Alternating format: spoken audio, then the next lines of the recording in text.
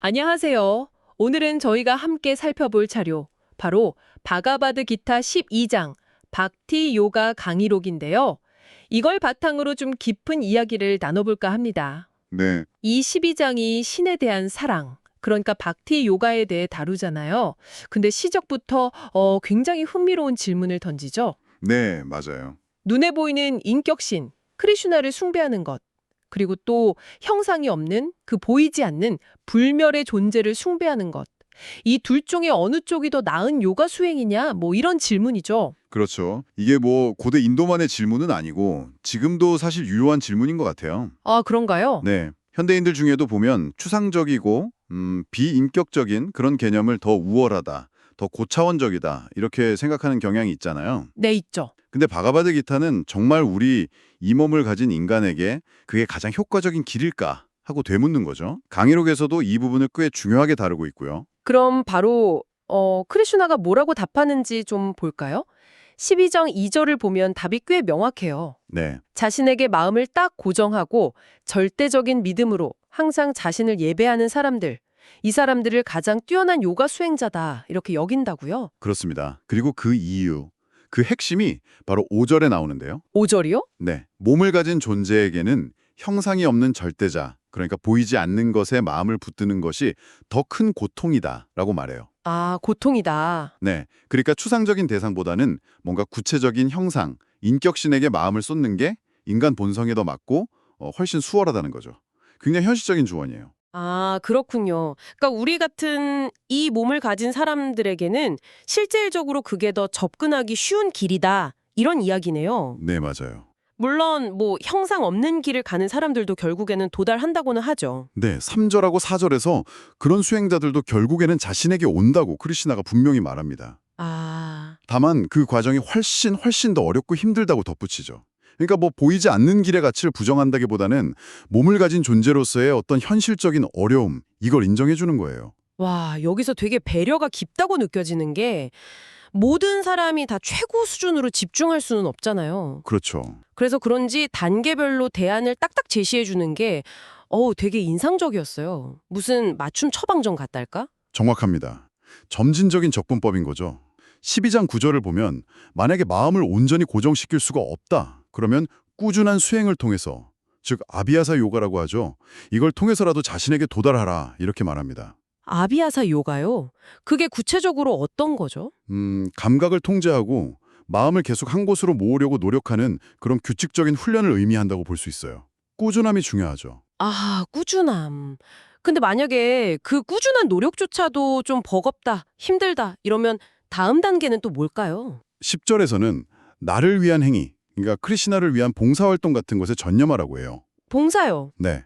근데 여기서 정말 중요한 건 그 행위의 동기예요, 동기.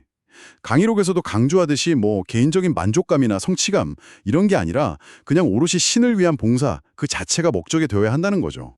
행위를 통해서라도 신과 연결되려는 그 마음이 중요한 거예요. 아, 동기가 중요하군요. 자기 만족이 아니라 신을 향한 마음. 그렇죠. 그리고 진짜 놀라운 제안이 그 다음에 나오잖아요. 11절, 12절. 만약에 그 봉사 행위조차도 어렵다. 그러면 모든 행위의 결과, 그 열매에 대한 집착을 그냥 포기해라. 네, 맞아요. 심지어 12절에서는 이 결과 포기가 명상보다도 더 낫다고까지 얘기하잖아요. 포기하는 그 순간 바로 평화가 온다고요. 이게 정말 와. 네, 이게 정말 강력한 통찰이죠.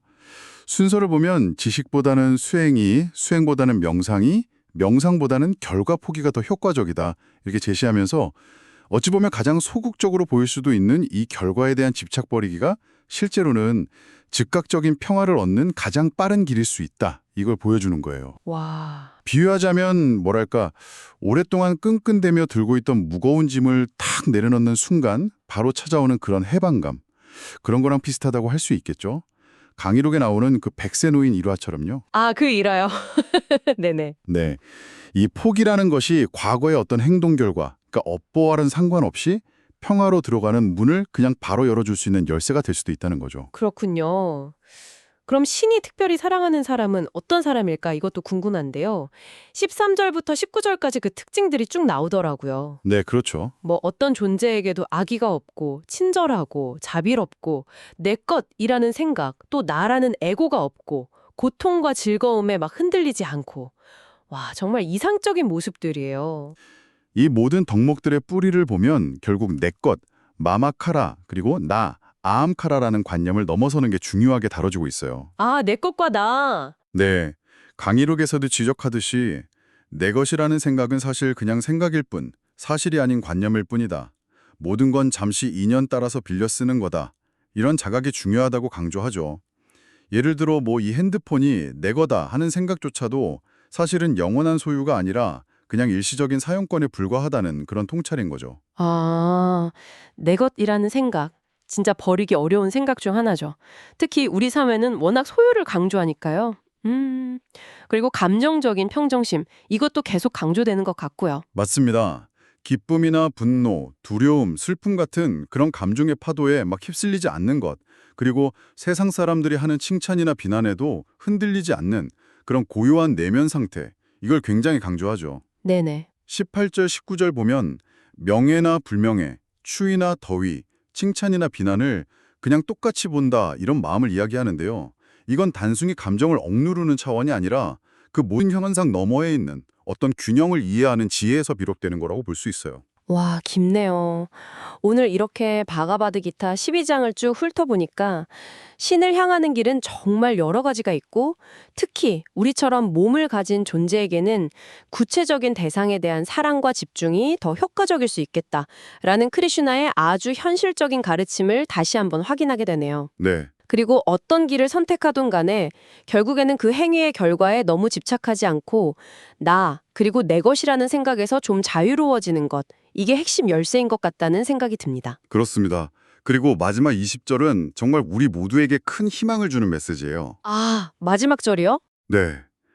설령 앞에서 쭉 열거했던 그런 완벽한 덕목들, 그걸 다 갖추지는 못했을지라도 흔들리지 않는 믿음을 가지고 이 가르침, 즉 자신의 궁극적인 길이자 의무인 다르마를 따르면서 신을 최상의 목표로 삼는 사람, 그런 신앙이냐말로 크리슈나가 가장 사랑하는 사람이다. 이렇게 약속하거든요. 와, 그러니까 완벽함 그 자체보다는 진실한 방향성, 그리고 그 믿음이 더 중요하다는 거죠. 정말 위안이 되고 힘이 되는 말씀이네요. 오늘 이야기 슬슬 마무리하면서요. 청취자분들께도 질문 하나 남겨드리고 싶어요.